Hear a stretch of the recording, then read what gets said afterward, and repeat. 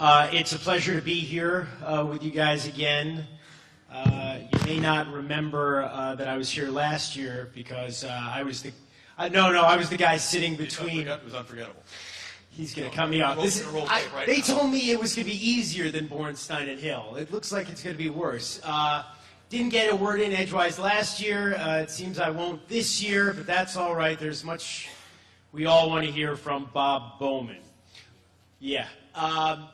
Bob, first of all, everybody here I think knows you're the CEO, you're the president of MLB Advanced Media, a remarkably dynamic enterprise which does so much, not only with baseball, of course, but with HBO, with ESPN, now with the NHL. What did you know about the digital universe in the year 2000 when it all got started? Damn little. Actually, really damn little. My claim to fame was when someone came to meet me in 1994 with a company called Netscape. I was working at ITT as a CFO, and I said, just showing my clear vision and deep understanding of this, I said, I don't think so. I don't think this is going to make sense. So that was my introduction to, just how little I did know. Obviously, I said that to Mark Cuban in 1996 when he tried to explain the internet to me, so you weren't alone.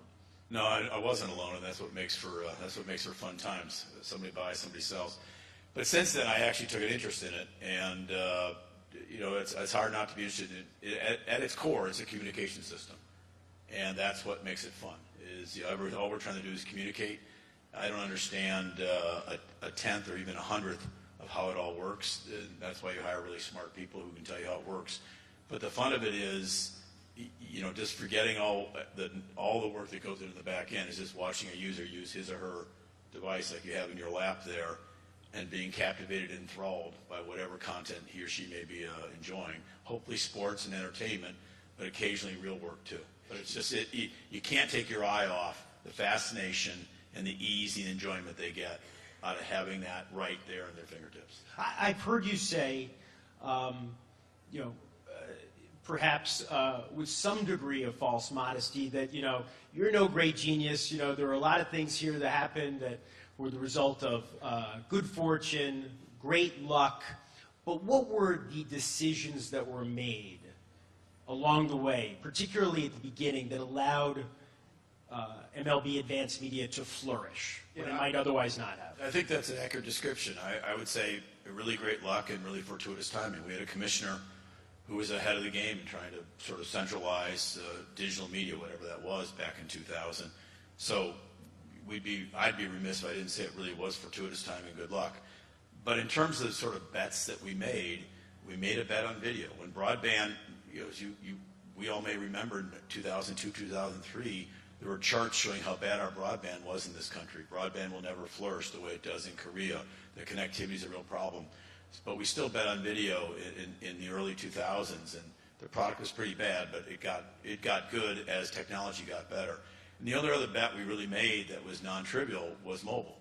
And again, I grew up with two millennials, one born in '94, the year of the web, thanks to Netscape, and then one in '97. And all of you who have children in that age group, all you have to do is watch them. I mean, they are a crucible of discovery, and see how they enjoy content and media and what they do. And when I watched what we did, you and I both live in Westport, Connecticut, so my wife and I took the blood oath when my daughter was 11 or 12, pricked our fingers, touched each other, and said, we are not going to be like every other Westport parent and get our daughter a mobile phone at the age of 12. We are not going to do that. Good luck with that now. So this was like 2006, and of course she turned 12, and the day she turned 12, I of course was getting her a mobile phone, because we were like every other goddamn Westport parent, getting her a mobile phone. But the genius of it all, in being a failed parent, was getting to see how she used it, and what she did with it, and how intuitive these kids are. They are so much smarter than we.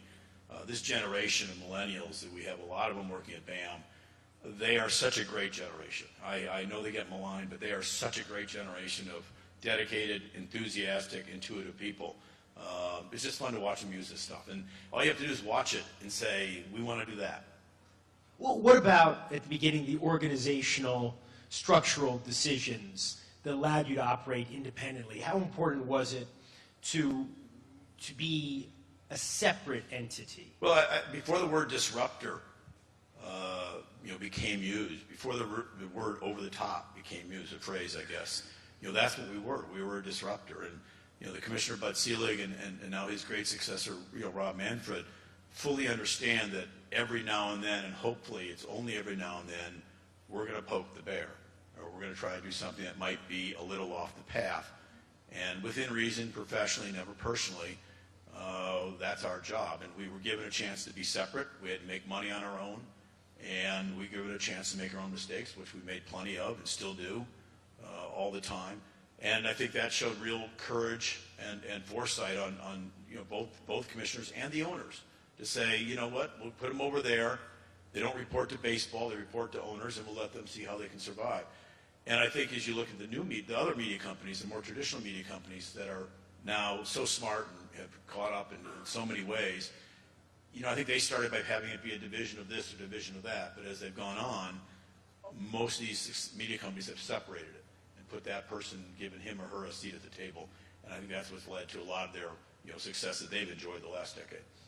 You have a background, for those who don't know, in politics. You were the youngest state treasurer of Michigan. I believe you were 28, is that right? 28? Yeah, whatever. 28. Even dumber then. So Hard to believe. a reform politician. What in your background, if you can pinpoint it, made you the right person for this job?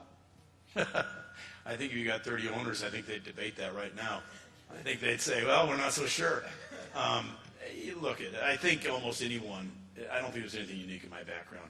I think almost anyone who, given this, there's an old rule, get born to rich parents, and in the business world, get born to rich content. Almost everyone in this room, or not everybody in this room, and anybody else who's not in this room, given the assets of baseball, given the advent of technology, the broadband, the mobile, given how many people want to work in sports and how, this group, just only 10 years old, and others like it, and colleges graduating sports management people, the growth of sports is a legitimate, and more than legitimate, a leading industry. Almost anybody, would have done the same things that I would have done. Well, I don't really buy that, Bob. You look, there's great content. But there are other sources of great content from other leagues, which we don't have to name here, which haven't made the same kind of investment in the digital space, which haven't been the same kind of leaders in developing technology, in putting their content in your pocket, on your iPad. And along the way, I'm sure there were a lot of people who said, why are we doing this? Why are we bothering? They're not doing it over at the NFL. They're not doing it over at the NBA. Why is this going to work for us? What did you have to say to doubters along the way? It's interesting. I give the credit to the owners because there were some who said that. But in general, the owners were and remain the biggest cheerleaders. They understand. They're all incredibly successful business people. They understand the long view. They understand playing long. How did you make them understand? I didn't have to make them understand. They'd all done it in their own lives. They all understood that aim high in steering, play for the long ball. Don't worry about the dollar today. Worry about the $100 tomorrow. So there's really, I wish I could tell you, it took immense amount of politicking and vision and charts and decks and things like that. But you sort of said it, and they sort of got it immediately. I think we were lucky because we were private. I think we were lucky because we were, sort of small and on the side. And I think we're lucky because technology really came, if Steve Jobs were here, Steve Jobs, what he did, and many people can get mad about the mobile devices, and sometimes we all do, but if there's one person who changed the way we live our lives, and that's no understatement, it's Steve Jobs. And so we just were incredibly lucky to come along at that time. I think to the doubters, though, and they're doubters today, no matter, all of us face doubters. And I say to them what I say to everybody, which is trust the content. There's so much good content available today, and I don't mean just sports, which is phenomenal, and HBO and others, but all these people who create content, Amazon, our partner Amazon, on their Prime service, there's so much great content out there. Just trust it. This is a generation of millennials. These 100 million kids in this country and more like them around the world. This is a generation that appreciates the very best. The best content, the best devices delivered when they want it, how they want it, and they expect it. If you don't give it to them, they'll goddamn invent it. Correct me if I'm wrong, but the moment at which you guys started becoming kind of a third-party entity here was when ESPN approached you in 2010? Yeah, it's now, I don't really know. I mean, I say that, and the people who work at BAM tell me I'm wrong, which I hear quite a bit, and I ignore it just as often as I hear it. What do they tell you? They tell me it was somebody else. It was like 2007. I don't really know. I mean, you know, the good news is there'll never be a book written, so no one will ever know. We just don't care. But whatever. We started doing it, and it kind of by accident, just said why not. And again, here's another example where a board, just go to ESPN, great company. Great company. Great company. And I mean that sincerely. They're our toughest competitor, but our best partner by far. The people, and it's all the people who run it. They're phenomenal people in our view. But when we approached the board that said, why don't we do this streaming for ESPN, not one board member, nor the commissioner, nor anyone said, well, why would you ever help a competitor? They all sort of got it, that if the more good sports that's out there, the better content that's out there, the better off we all are. Baseball will get its share in time, but the more we show everyone that the content can be delivered on all these screens and it can look great and it deserves an equal place at the table, if not a better place, the better off we'll all be. None of that had to be explained to the owners. They got it instantaneously that helping, when I say helping, doing something with ESPN, partnering with ESPN was in our long-term interest. You have, I think, about 1,000 people working for you, most of them over in Chelsea here. How many of them spend their time working on the WWE, the NHL, HBO, the projects that you guys have been hired to manage for other companies? Yeah, we have about 1,100 now and about 300, just over 300 work on a third-party business. It's a profitable business. It's a growing business. Whether you call it direct-to-consumer, over-the-top, whatever we want to call it, everyone with high-level content, with high-grade content, needs to be reaching everybody in a thoughtful way. And business models can't be overturned. We still are here to make money. We're not in the marketing department. We're trying to make money here. That said, direct-to-consumer has to be, not an afterthought, but has to be at the same time you think about pay TV or whatever else you may be doing. You need, for this generation in particular, as we all know, you need a direct-to-consumer strategy. And we're fortunate to partner with Richard Plepler at HBO, who took on a lot and did it, and obviously Vince McMahon, who runs the most vertically integrated media company in the country. He controls everything from the start to the finish, and he does a superb job. Let's talk about Vince McMahon for a second and the WWE. What do you think it says about where this component of the industry is going when you see the WWE stock going up and up and up recently and the ratings plummeting for its major shows? What does that tell you about where all this is going? Long ago in a faraway place, I was an investment banker, and if I actually began to understand the stock market, I would have stayed there. But I have no clue what makes stocks go up or go down. I think good news makes stocks go up, although that's not always true. And I think bad news makes stocks go down, although that's not always true. And I would only say... Not in their case. Yeah. I just don't know. But I would say this, and I think it's true whether you're private or public, is be a good company first, worry about the stock price second. I serve on a few boards. The second you start chasing your stock price, I think the door and the exit is not far away.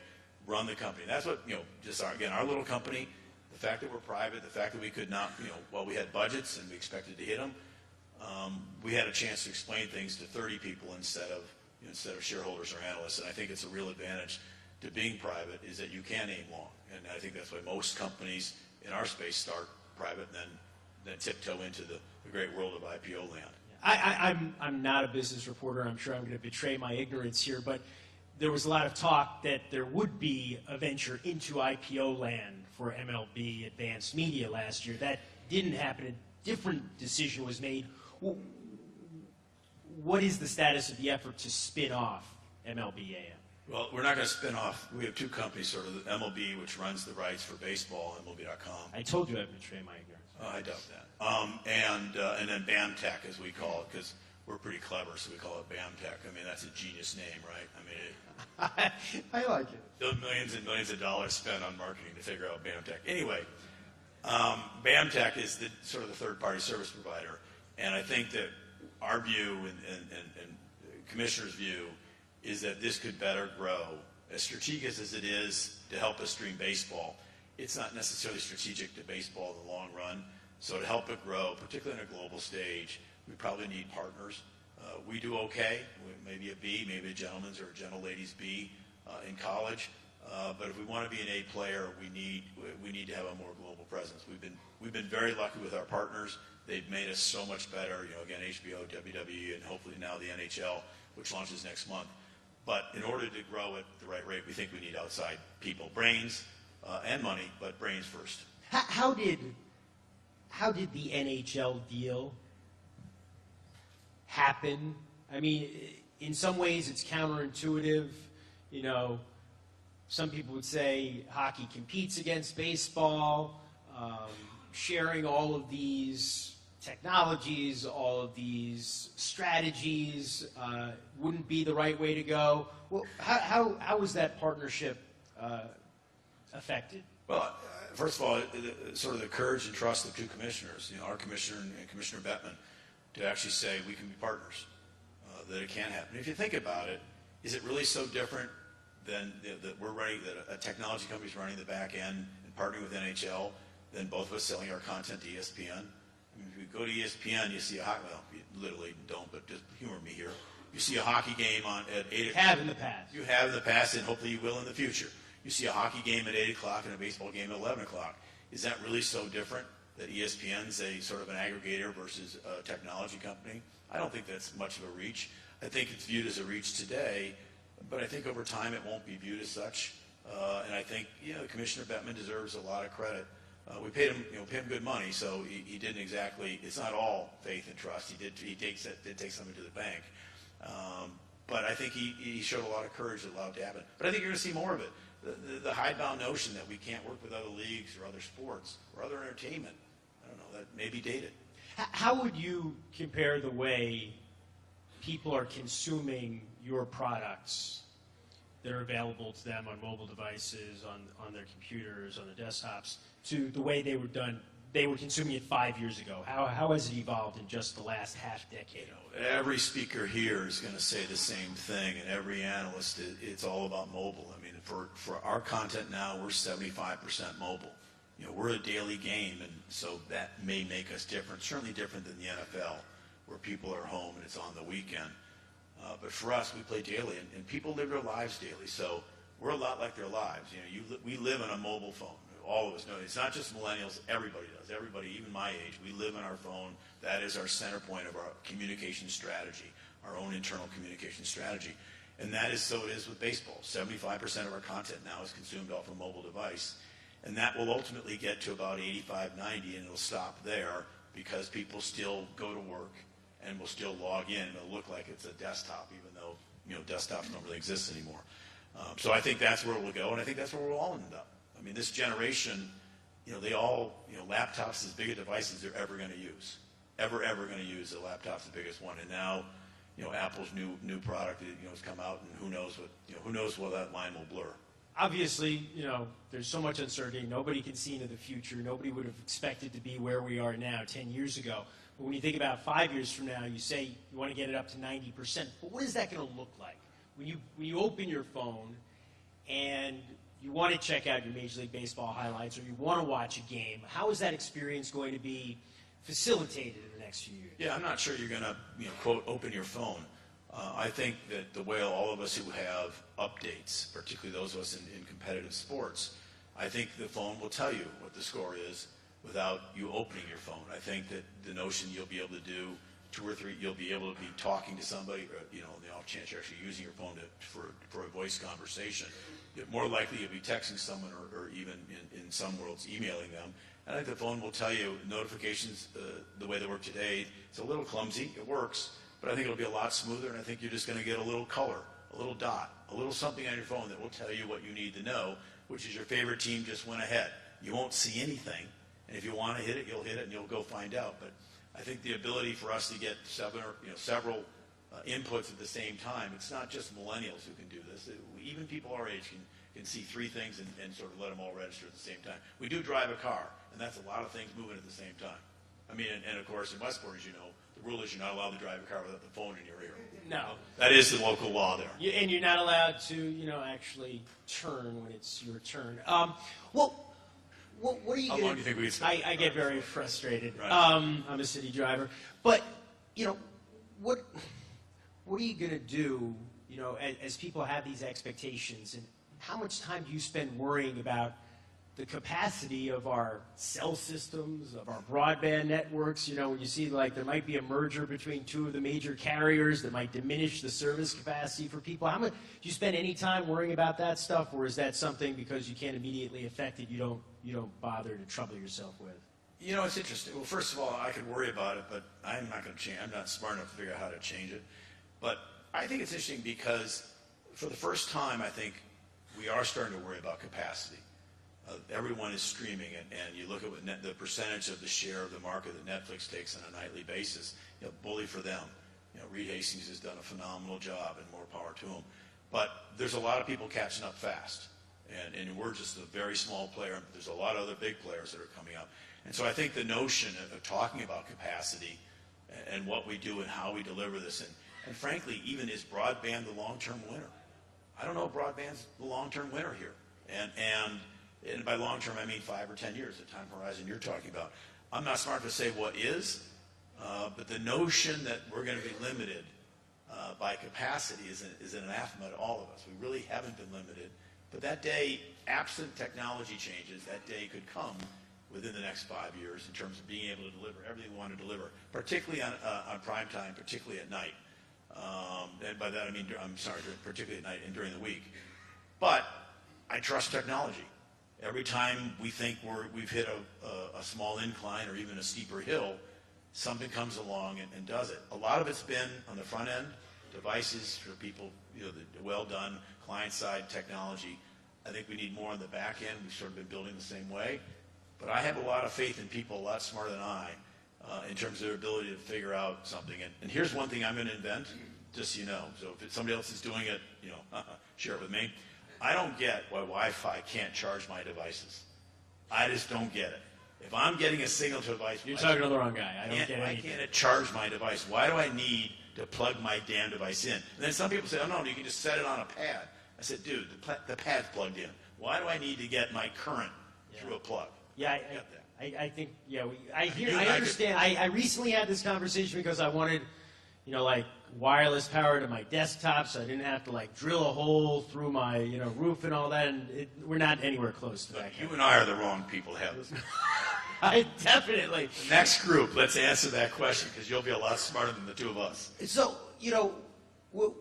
there was a story though in the paper today, I should say on Bloomberg, in which you were quoted talking about whether putting the NFL regular season games that don't involve Jacksonville on Yahoo or Google might break the internet. There is some skepticism, it appears, on the part of your counterparts at the NFL that the internet can handle that much capacity. What do you think? I think Brian's right.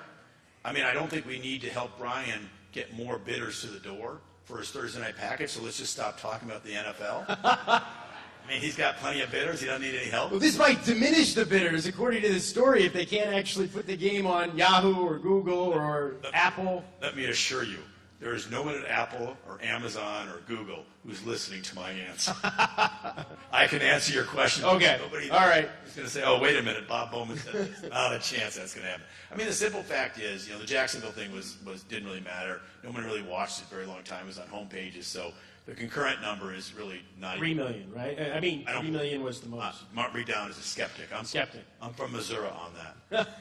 that was the number in terms of actually somebody really participating and watching a live stream, as opposed to being. It just happened to be there. Being on a page where it launched, and being on this page where it launched. But having said that, I think what Brian said has an element of truth to it, and it isn't just streaming.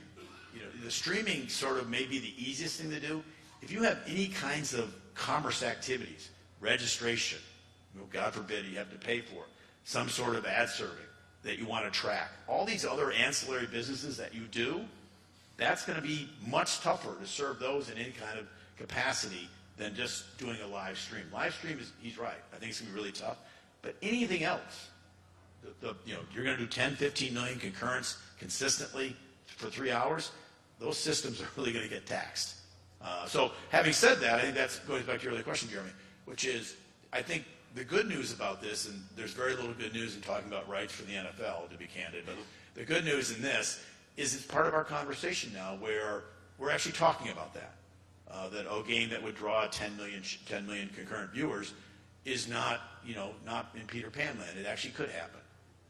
And we need to think about that. And that's all good news for all of us. Well, when you think about the future of, your partners, such as ESPN, and there's been a lot in the news about ESPN losing subscribers, down to 91 million from 97 million, I guess, over the last couple of years, where the whole industry is going in terms of a la carte or aggregated packages. Well, how do you think that affects your business? I think it's all good. I think it helps. It's good for ESPN, too. I mean, the business model is going to change. How could it not?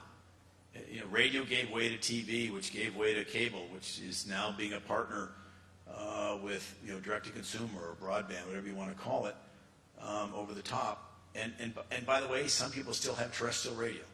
So all these media forms exist. No, they're not going to go away.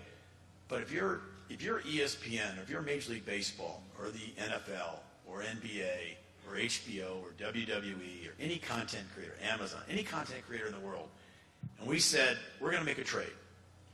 We're going to trade you right now 100 million homes, which is what we had back in the heyday. Now we probably have 120, 125 million. But 100 million homes that have a pay TV system of some kind that you can deliver to them basically 8 to 11 p.m. Eastern time, and maybe 7 to 10 Western time, 5 nights a week, and then maybe get another 6 hours on the weekend. So let's just add up those hours. We're going to do 5 times 3 is 15 hours, and then we're going to do roughly, let's say, 6 hours on the weekend, so call it 21 hours, where we can reach those homes, 100 million of those homes. I'm going to give you that world. That's the world we lived in 5 years ago. Or it's going to be ugly. It's not going to be a straight line. I don't know how it's going to work, but I'll tell you what. At some point in the future, I'm going to give you 5 billion devices available 24 hours a day to which you can deliver your content how you want to, when you want to, the right kind of content to the person, how he or she wants it, regardless of where they live in the entire world. How in that world does a content creator not say, done, I'll make the trade? And anybody who sells, and now I don't want to get back to the stock market because I don't understand, but anybody who sells content creators short in this disruptive sort of time that we're in for the next 3 to 5, maybe 10 years, again, in the stock market you may win because you're in and out for a day. But long term, if you're not betting on content creators who understand and embrace the distribution world, you've made a big mistake. Well, let's talk about content for a few minutes then. You are making an effort to diversify the kind of content you offer. A scripted mini-series about Babe Ruth, for instance. Well, how much of your strategy does this kind of content represent? Look, I think that my own view is that people, let me back up, the narrative of an individual baseball game, and we played 2,430 excluding spring training the postseason, the narrative of a baseball game is almost never the score. Something happened during that game that made that game interesting. Now, that may be because of the sheer number of games we play. It may be for other reasons. But the actual score is an afterthought, almost always. Maybe not the last 2 weeks in September, but certainly during the season, there's a different narrative. And what our fans like is they like to know about what really went on behind the scenes, how it all worked. They like the story being told. And that's why we still go to movies. That's why all these TV shows, and I call them TV shows, all this scripted entertainment that's everywhere does so well and is so good, is because everyone loves it. Everyone loves the story. Who doesn't love a story? And so the great thing about our game and every game and a lot of things is just tell them the story about obviously Babe Ruth, but probably 100 players that we could tell a story about and would be fascinating to fans, including young fans. Again, it's got to be video. It's got to be well done, but they will come. They will come. It doesn't have to be a zombie to get millennials to come watch. So what's this miniseries about Babe Ruth going to look like? Don't know. Stay tuned. Go watch it. I will. So, ESPN went down that path about 10 or 12 years ago with some scripted dramas and then got out of that business. Why do you think you guys can make it work from a financial point? Not sure we can. Not sure we can. But it's worth trying? I think so. And our view is, and again, I'm not a very, it's really wonders why I'm here, because I really don't get technology, and I'm not sure I get production or content either, so I'm trying to figure out what it is that I do. But I would say this, that ESPN might have had the right idea, but if you're 2 years early, there's this window of opportunity. You don't want to be more than 2 years early because people really will think you're crazy, and they're just going to say sorry. And you don't want to be 6 months late because you missed the bus. And so I think you guys are innovative. ESPN has done thousands of innovative things, not just in the TV screen, but obviously your 30 for 30 series is unmatched anywhere in the world. And and you may have just been a little too early. We'll see, and we may fail. We fail. We're not happy when we fail, but we're not nostalgic. We fail and move on and say, okay, tomorrow's another day. When you talk about the score versus the narrative, how much does the new StatCast, all the things you're doing with this remarkable technology that breaks down every pitch, every slide, every swing of the bat, how do you see that increasing your ability to attract people to your product? Again, you think about when you go to ESPN.com and you open up your tablet and go to your website, your mobile web or your app, whatever you go to, think about it. That first page, and you may have personalized it a little bit, but humor me here. That page has to... Not me, I'm too old. I wouldn't have any idea how to do anything. We can show you how to do that. Okay. We can make them stronger. We can rebuild them. Think about that. You have that first page has to appeal to a 70-year-old and a 7-year-old, an avid fan, a casual fan, someone with 10 minutes and someone with 10 seconds. That first page has to do all that. That's a tall order.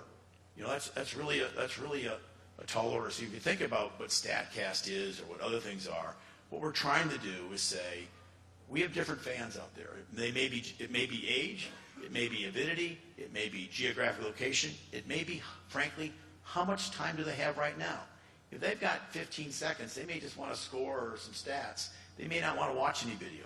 They got 15 minutes, they may want to watch 10 videos. So we're not smart to know what it is that causes it, but we want to keep providing them. We don't want to ever disappoint them. Let me say it this way.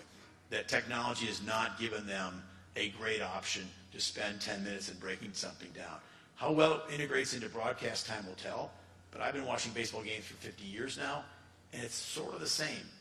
Everyone does it really well. A couple people in a booth, a bunch of cameras, and the question is, will that work on that device for a new generation? Probably, but why not try and experiment and do some other things too?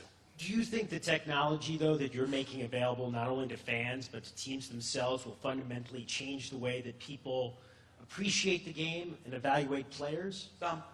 Some for sure. I mean, when we try and evaluate shortstops or center fielders and we're trying to say, does he get a good jump, or is he really fast, or is he doing what my brother always said about me when I played sports, making the ridiculously easy look impossible? Is that what he's doing? And over the course, we just had it for we just sort of rolled it out. But this season, we're gonna have it for an entire season. We're gonna have a body of data, and we're gonna find out this center fielder actually does get a good jump. He is seeing the bat off the ball better than any other center fielder in the game. His average jump time is a third of a second versus an industry that's a half a second. How does that not factor in to whether you sign Hayward or not? Instead of just saying he's a great defensive center fielder, you'll have empirical evidence. How does that not? In a sabermetric world, particularly with these young whiz kids from all these Ivy Leagues that run these teams now, how can that not be a factor? It has to be. Does the evidence show that the fans care? That they want to get that granular? Some fans do, about players that they want to know. And again, it depends on how much time they have, how it's done. I mean, do fans care why do fans care about whether it was a ball or strike? It doesn't matter. If the ball's not in play, wake me up when the ball's in play. Every fan has a different level of interest. And I think the number one driver about how fans view baseball is actually how much time they have. And, you know, the only way you can really watch your team's 162 games is to wear a uniform, and that's a lot of asking to our fans to spend, you know, more than any other sport to spend with your game. So most people watch it for, you know, third inning here, the seventh inning here, maybe a whole game on Tuesday, maybe go to a game next week. But we ask a lot of our fans, and we have to expect them to only give us 10 minutes sometimes. Well, one of the businesses you run, though, is the network. And when you watch a game on the network, how much do you like to see that kind of a breakdown? I love to see it because I just think, to me, I want to see as much video as possible. If you go to other sports, you know, the ones that have time between plays, you know, not to mention the NFL again, but let's do it. You know, I watched. Well, you watched Odell Beckham last night, the pylon cam, which kind of captured that he had his feet. Good. Yeah, pretty good, and he's a pretty good receiver, I'd say. He is not somebody my brother would say making it ridiculously easy look impossible. But you know, I watched that. So yeah, I enjoy it. But you know, the NFL shows you 4 videos before they go to the line of scrimmage. Now, some of these quarterbacks, like my guy Aaron Rodgers, calls a play at the line of scrimmage, so they can't do that. I think baseball, the more video we can show that's relevant, the better off we are. People like video. People like video. And so the more that we can show, I think the better off we are. Having said that, Rob McClary, who runs the network, you know, the MVP of last season, not only record revenue, record everything, but also launched the NHL Network in the middle of our playoffs. Not a bad year for Mr. McClary and all the folks at MLB Network. But you know what? They're going to try this. They're going to try that. And that's the nice thing about having the network and having the fans that are so loyal to it. They do, you know, the programming's so good, but our fans understand we're going to try something on a Thursday. We'll try something in a game. And if they didn't like it, they'll let us know. Is there a point at which, as you say, they'll let you know that they have let you know it's too much? I don't need to know the exit velocity of this or the speed here or that kind of stuff? Sure. There'll be some who say that. I mean, in today's world, you know, if you're running a customer service business, and we're all in it in some level, and you're not on Twitter to see what people are saying about your product, no matter what your product is, you are missing a great customer service tool. It is the best customer service tool out there, in my view. And we're on Twitter all the time to see what people are saying. Having said that, you know, you can't take 1 or 2 tweets and say that's the way the world is. But you can take 1 or 2 tweets and say this is legitimate. These are real people. These are not made up names. These are real people saying real things. It is, in some ways, the first reality of what people say on Twitter. And that way, we rely on that a lot. At least, you know, most of us do. Part of your business has been developing cutting-edge apps, making it easier for people to consume your products. What about, where are we on a really user-friendly ticket buying app for baseball? It's funny you say that. We own a ticketing company, tickets.com. The biggest one, not TDC, is called Ticketmaster. And we were talking to them about this very dilemma, because while we compete at some level, we don't, in the sense that we want, the easier it is to buy tickets, not only just buy them, move them. You bought them, you want to send them to your friends, you want to send them to your relatives, you can't go, you want to resell them, whatever the case may be. The ability is to initially buy them and then have them be mobile is vital in today's world.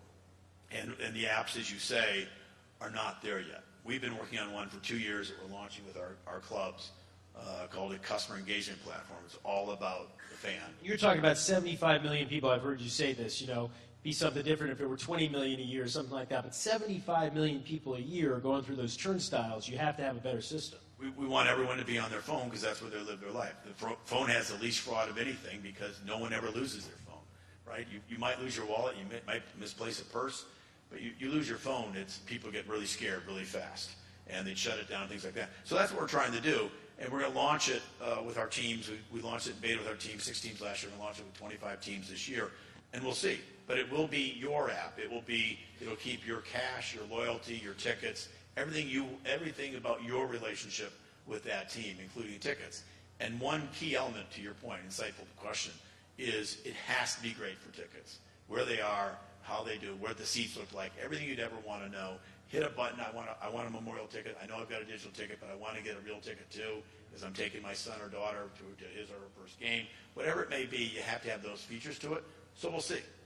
It's tough right now. I mean, I was buying tickets, I guess, for the World Series or the Mets playoff run, and you're from ESPN and you bought tickets? Well, maybe a few. And, you know, there are a lot of Mets fans up there. They've been pretty quiet for the last 20 years, but, you know, they got loud this time. And I couldn't find anywhere when I was buying a ticket to see exactly where the ticket was. I could get, like, the section, which includes, like, 500 seats, but I was surprised that it was that hard to find exactly where the seat was anywhere on the Mets website. Whoa. Okay. Which I know you guys. Yeah. Wow. Whoa. I'm just saying. It just got dark.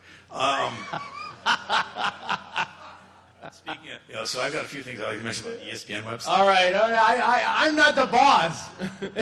Nor am I, Brad. Really. But it's a fair point. I think in general, the seat maps have to be better in terms of what not only just what the view is, which some people like, but what's around it.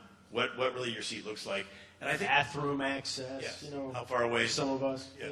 Right. People our age, you don't want to have to walk halfway around the stadium. But I think all those things want to be, and also just being able to, on some days, not obviously for playoffs, reserve 10 seats and then send them out to your friends and say, I've got these 10 seats for 2 hours. Let's buy them together. Those kinds of things, you know, particularly for the millennials, trying to get them to come inside a ballpark. Because once you're there, I mean, every sport has a special moment. But for our sport, the first time you walk through, you know, the causeway and then see the stadium that you've only seen on TV, a pretty special moment in people's history. Let me make it up to you for the.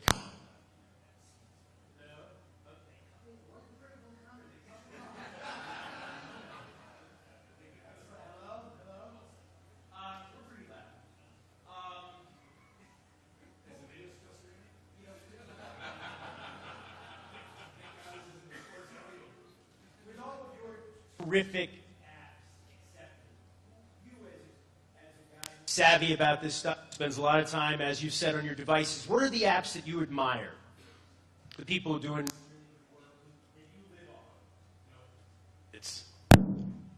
There we go. It's interesting. I'll take your app. I think your app, before you redid it, was so-so. I think the redo and just calling it ESPN now, it's a must-have app now, in my view, in terms of what you have to have. I think to be fair. I actually think the NHL app, the business we're going to be sort of partnering with, I think that's a good app. I would say all the sports have good apps right now, and if the one that I would say that we don't build that is number one is Waze, best app in the world. Amazing, right? I mean, it's always right. It's all. Hard to get. It's all right. I don't know. There's some non-Google people. Yeah, Waze is always right. I use it constantly. But it's unbelievable. Yeah. You would think they would start integrating it into cars' navigation systems, though, so you don't have to have it on your phone or something like that, right? Yeah. Wouldn't that be the next step? You'd think, but I got it on my phone, but it can talk to you. Now, we've established already, Bob, I think, that we've time and again, that you are averse to any kind of self-promotion. But I would like you to take a moment. There are a lot of people from the industry here who know all the great work that you've done, how your business is really a model for the industry now. If you could give us one example of a decision you've made in the last few years that, looking back on, you said there were skeptics, there were doubters, but I insisted on something and it turned out to be the right decision. What would that be? Yeah, I wish I could point to one thing. I would say this. And point to several. I really don't have one. But I would say this, that it sounds pablum, but we sit around a conference table twice a week with some days 15, sometimes 30 people, every level, low level, high level, whatever, however we look at it. Everyone has a voice. And the sheer wisdom, the sheer thought, the sheer energy in that room is amazing. It really, it's overwhelming. And in the end, we call a play. And some days, not all days, I get to make that call, but not all days, frankly. And so if people ask me what keeps you up at night, what do you worry about? It's not the economy, it's not technology, it's not the disruption that's going to go on. It's can we, all of us in this space, continue to attract, retain, and promote the very best people? Can we get the very best technical people, the engineers, as opposed to letting them go somewhere else where they've gone? Can we project an industry, and not just MLB.com, not just ESPN, but all of us, can we project an industry that is on the cutting edge and at the forefront of delivering content in such a way that the very best want to say, that's where I want to go. I happen to like sports, but I really want to work there because these folks get it, and I'm going to be challenged, and they're going to keep growing. They're not just delivering an 8-camera shoot. They're actually delivering something that the client's using 3,000, 5,000 miles away. Because to us, you know, it comes down to hiring the best people. And the more you do that, the more good things happen. It's sort of like luck. The more you get, the more you get. The more good people you have, the more good people you get. You worked for Commissioner Seelig for a long time. I know you're a Milwaukee guy and everything, but now that Commissioner Manfred is in now office. from Rome, New York. I have a new hometown. It used to be Milwaukee when Seelig was a commissioner. Understood. Now I moved to Rome, New York. Politician through and through. What is Commissioner Manfred's level of understanding of the world we've been discussing here? You know, I've known Commissioner Seelig for almost, I'd say, 40 years. I've known him since the day he brought the Brewers there as an avid, not quite teenager, going to all the Brewers games. I went to 70 games this summer, almost 80 games this summer growing up. So I've known him all my life. Phenomenal owner, phenomenal leader, phenomenal commissioner. Rob is a very different person. He never owned a team, so he is far more inclusive in terms of his decision making. Which has good sides and bad sides, but it generally you can't ever fault somebody, and that's inclusive, not just the owners but us. So we get to see how he's thinking and why he's thinking. He is certainly far more involved. He reads everything we send him, and he has something going for him that it's like speed in baseball, never goes in a slump, and that's raw IQ. He's just really smart, and so what he knows about this is quite a bit. He knows enough, and he has enough other, everyone's giving advice, so he has enough other folks talking to him that if we say something he doesn't believe it, he will say, I don't believe it. So it's and plus he's in New York, and so the feedback is quick, the decisions are quick, the vision is good, and so for us, as much as we love those years we wouldn't be here without Bud Seelig, we are looking at another 10 years under this person who's going to be even better. You don't get to go to Cops anymore, though, do you? I don't have the same excuses to go to Milwaukee that I once had. In Milwaukee, by the way, it's not 65 degrees today. No, never is. Mr. Bowman, Thank you, Jeremy. It's been a pleasure. Thank you, sir. See you in Westport. Thank all of you.